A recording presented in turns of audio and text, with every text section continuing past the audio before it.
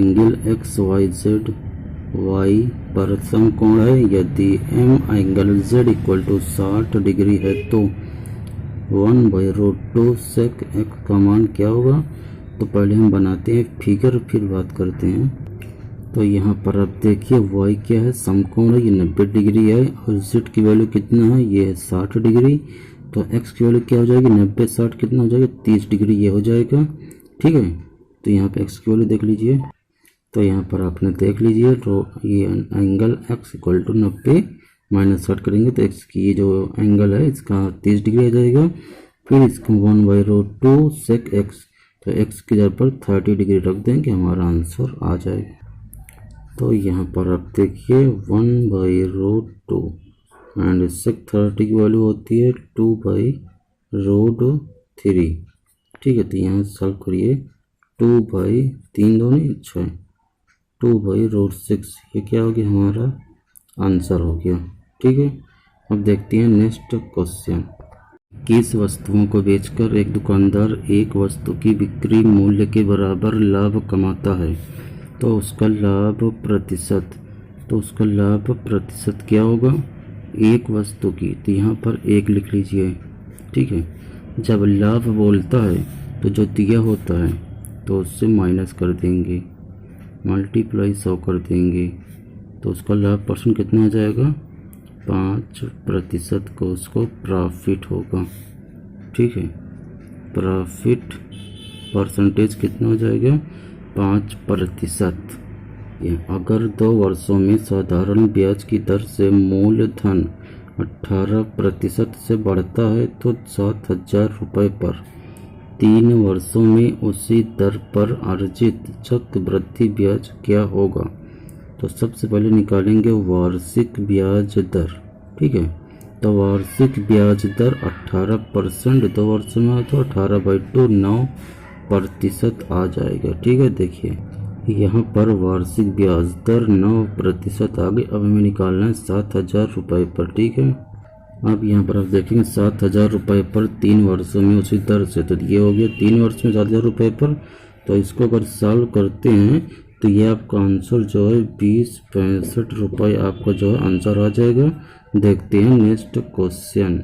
एक समांतर श्रेणी के प्रथम 12 पदों का योग क्या होगा यदि पहला पद -19 और अंतिम पद 36 है। ठीक है, तो देखिए आगे क्या करते हैं।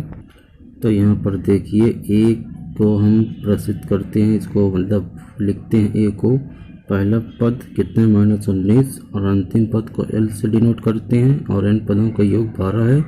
तो एन इक्वल टू 12 यहाँ पे हमने कर दिया है। इसका फार्मूला होता है एन पदों का योग इक्वल टू एसेंस करते हैं तो n/2 a plus L last पद। तो यहाँ पर देखिए ये हो गया फार्मूला। एन की वैल्यू यहाँ पे कितना है, 12, 2 से भाग दें कितना हो जाएगा, 6 आ जाएगा। ए की वैल्यू यहाँ पे कितनी है, -19 है। एल की वैल्यू यहाँ पे कितना है, 36 है। इसको जब आप सॉल्व करोगे तो ये आपका आंसर आ जाएगा 102। ठीक है, तो इन 12 पदों का योग जो कितना जाएगा, 102। यही हमारा हो गया है आंसर। अब देखते हैं next question. x equal to -1 में बिंदु -2,5 का प्रतिबिंब बिंदु क्या है। ठीक है, प्रतिबिंब बिंदु जो पूछता है प्रतिबिंब क्या है, तो ऐसे क्वेश्चन एग्जाम में एसएससी की पूछता है, कई एग्जाम में पूछता है। तो कैसे करना है, इसका एक फार्मूला होता है, उस फार्मूला देखिए क्या है, 2c - x और कामा y, ये होता है फार्मूला। अब आप समझ रहे होंगे कि ये c क्या है, तो c होता है ये जो x वैल्यू दिया होता है ये होता है c। ठीक है, देखिए तो यहाँ से 2c की वैल्यू क्या है, -1 है, तो मल्टीप्लाई -1 कर देंगे और माइनस ये है, x की जगह पर क्या है, -2 है, तो ये भी जो है -2 हो जाएगा। और कामा y की वैल्यू क्या है, y की वैल्यू 5 है, तो यहाँ पर 5 लिख देंगे। अब यहाँ से आप गुणा करें, 2 1 कम 2, -2 माइनस माइनस प्लस, तो ये 2 हो गया और कामा 5 हो गया। तब इसको आप सॉल्व करोगे तो ये हो जाएगा 0,5 प्रतिबिंब। यही हमारा हो गया आंसर। बस इतना करना है। इस फार्मूले को याद रखिएगा आप, इससे सॉल्व हो जाएगा। तो देखते हैं नेक्स्ट एंड लास्ट क्वेश्चन। ये बिंदु P रेखाखंड AB का मध्य बिंदु है। मान लीजिए ये AB लाइन है, ठीक है, ये A है और ये B है साइड साइड में, और बीच में P है। उसका निर्देशांक 3 1 दिया है, ठीक है। B के निर्देशांक इस साइड है, हमें A वाला निकालना है। ये है निर्देशांक, हमें ज्ञात करना है, ठीक है। तो पहले देखिए फिगर बनाते हैं।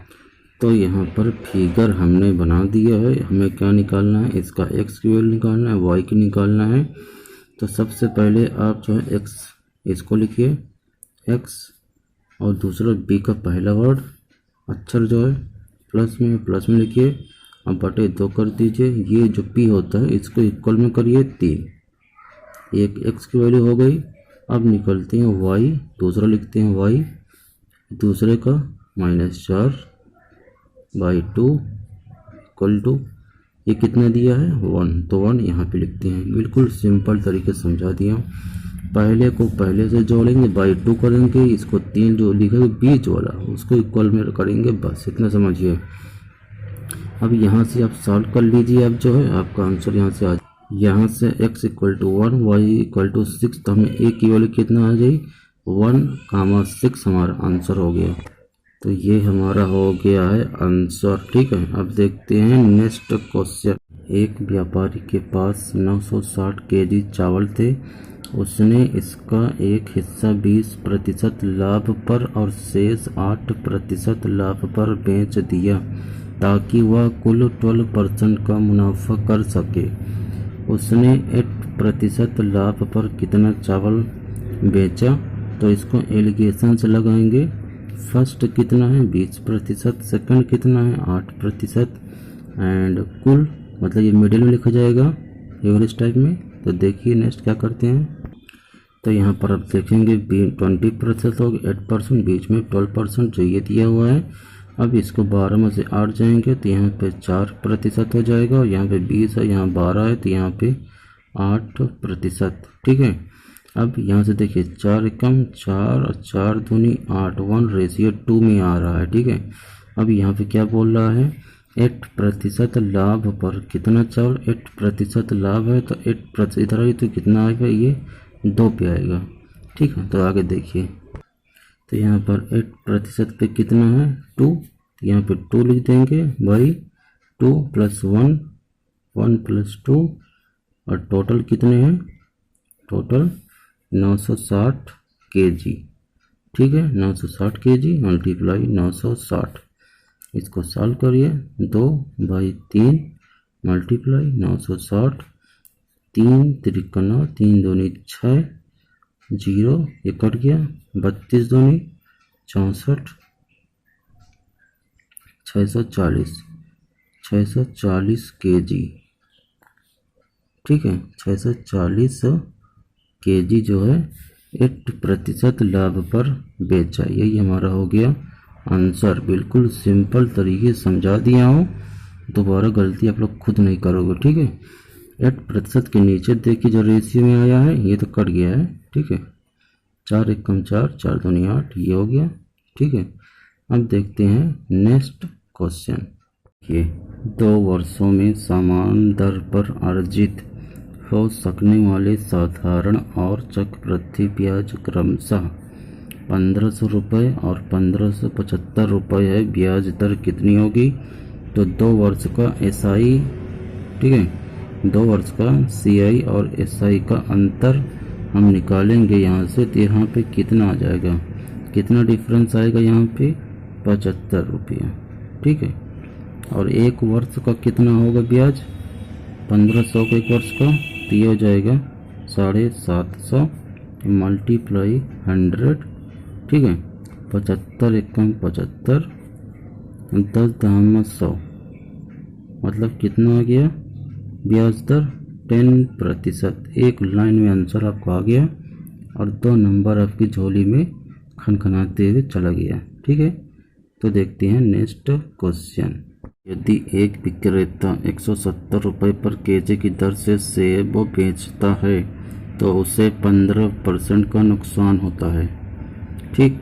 तो 230 रुपये पर केजी पर बेचने से उसका लाभ प्रतिशत कितना होगा। तो पहले हम मानेंगे क्रय मूल्य 100%, ठीक है, एंड विक्रय मूल्य 15% का नुकसान होता है। तो 100 में से 15 जाएंगे तो विक्रय मूल्य कितना हो जाएगा, 85%, ठीक है। अब यहाँ पर 170 की वैल्यू जो है 85 के इक्वल करेंगे, फिर हमें 230 करके उसका आंसर हम निकालेंगे। तो देखते हैं आगे। तो यहाँ पर अब देखें क्रय मूल्य हम कितना मानेंगे, 100%, 15% का नुकसान होता है तो ये हो जाएगा 85%, ठीक है। यहाँ पे देखिए विक्रय मूल्य हो गया कितना, 85, 170 रुपये यहाँ दिया हुआ है तो 170 की वैल्यू जो है 85 के इक्वल करेंगे, और यहाँ पर 230 रुपये पर केजी पर बेचने से उसका लाभ पूछ रहा है। तो यहाँ पे 230, ये 85, तो यहाँ 85 गुणा 230 करेंगे बाई 170, इसको काटिए, 0 से 0 कैंसिल, और 17 बचे 85, और 5 गुणा 23 करोगे कितना आएगा, 5 तिहाई 15 की 5 हंसला 1, 5 दूनी 10, 11, 115 रुपया इसको क्या हो जाएगा, उसका लाभ प्रतिशत जो है कितना, 115, ठीक। तो इसी के साथ वीडियो समाप्त करता हूँ। वीडियो कैसी लगी है ज़रूर बताइएगा कमेंट सेक्शन में। नमस्कार।